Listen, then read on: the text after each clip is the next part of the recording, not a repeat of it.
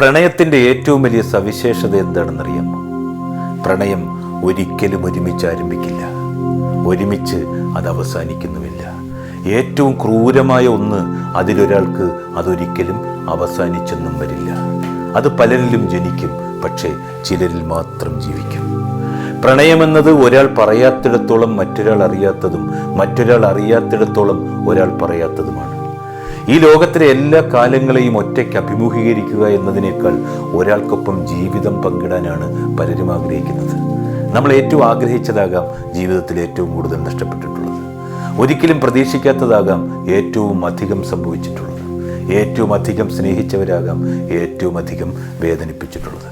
ഏറ്റവും കൂടുതൽ വിശ്വസിച്ചവരാകും ഏറ്റവും അധികം പറ്റിച്ചിട്ടുള്ളത്. അതെ, ജീവിതം അങ്ങനെയാണെന്നേ, അല്ലെങ്കിൽ ഇതാണെന്നേ ജീവിതം.